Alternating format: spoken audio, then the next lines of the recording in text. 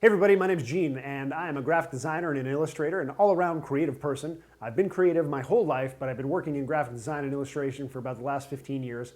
And today, I'm going to show you some recycling crafts with measuring cups from liquid detergent containers. So go and grab some measuring cups off of your empty liquid detergent containers. Kids, get your parents for this. You don't want to just go trying to grab the cup off the top of the liquid detergent container and spilling liquid laundry detergent all over the laundry room, because that'll probably be bad. You'll get yelled at and you won't be able to continue the craft. But what we're going to do today is we're going to make a cool pair of steampunk goggles out of liquid detergent measuring cups. This is going to be awesome. Get ready. Let's do it. All right, so we're going to steampunk the heck out of this liquid detergent container. Now, as I said before, make sure that you clean this out, because the last thing that you want is a bunch of liquid laundry detergent just going into your eye, because we are making goggles. So make sure this is really well cleaned out. As you can see, this one is not as well cleaned out as it should be, although I think this is only dish soap, so this will rinse right out because I just washed this one. Anyway, be very, very, very careful when you're cutting this. If you're using an X-Acto knife, if you're under 18, maybe you want to get your parents' help. Probably under 14 or 15. You're probably okay with an X-Acto if you're 18. Anyway, so what we're going to do is we're going to cut along this outside. And again, just be very, very careful, because X-Acto knives, they're extremely sharp. So actually, there we go. I'm gonna just push my first way in there. And this is going to be the far end. If you want, you can draw around the outside, and this way you have a line to follow. There's actually a crease on this particular one that I'm just kind of following here, and really take your time. Don't try and force it, because the more you try and force it, the more likely you are to hurt yourself. So as you can see, I'm just kind of pushing back and forth, and the weight of the knife and the motion of pushing back and forth really slowly, really gently is actually cutting the top of the lid off all by itself. So there we go. I'll speed that up just a little bit. There we go. And come on, there it is. Okay, now we can actually see through this, but it's not really steampunky. So what we want to do is you can decide that you want either this part on your eye or this part on your eye. And we want to make it look as though it has maybe a rotor or two around it, some nice gears. And I'm just going to start by slamming some push pins in here. And these are going to basically look as though, doesn't matter what color you use, because we're going to end up covering these up. These are going to look as though they are a cog or a gear once we're finished with them. And you want to do this at regular intervals. So as you can see, these are pretty evenly spaced out.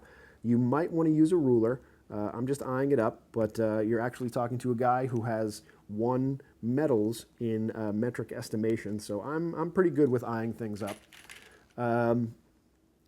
Once we're done pushing these in, you're going to want to take and pull them out. Okay, so here's what you're going to do. You're going to pull this out just like this. We want the hole in there to begin with.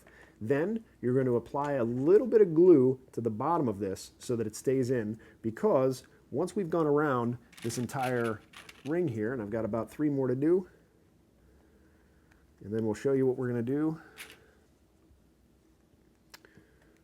1, 2, and I'm guessing this is my 3rd, and that should be it. Look at that. I even guessed exactly how many we had left.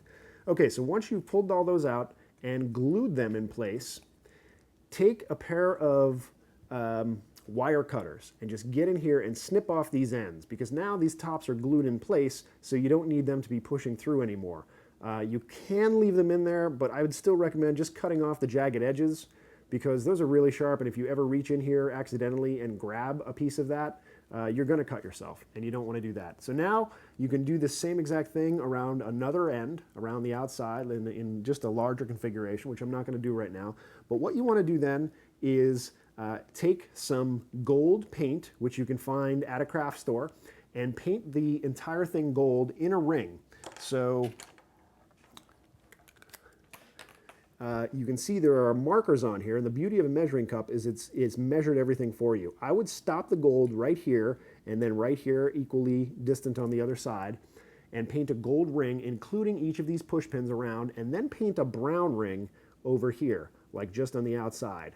Okay, so this part would be brown, anything in this area would be gold, and then another brown ring, and then another gold ring.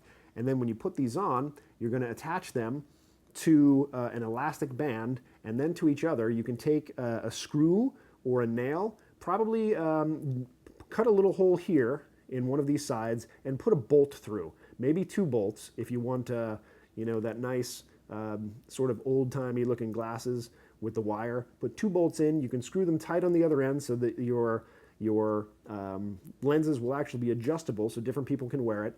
Cut a nice slit right here on the opposite side, tie your elastic through, and then it'll be around your head, and you have some quick steampunk goggles. So there you have it, guys. There's a pair of steampunk goggles that we made out of liquid laundry detergent measuring cups. So it's just a great way to recycle and just reuse some of the things that you have lying around the house. But remember, make sure that you wash these out thoroughly and clean them off in running water, because you do not want to get liquid laundry detergent in your eye. Thanks for watching, guys. We'll see you next time.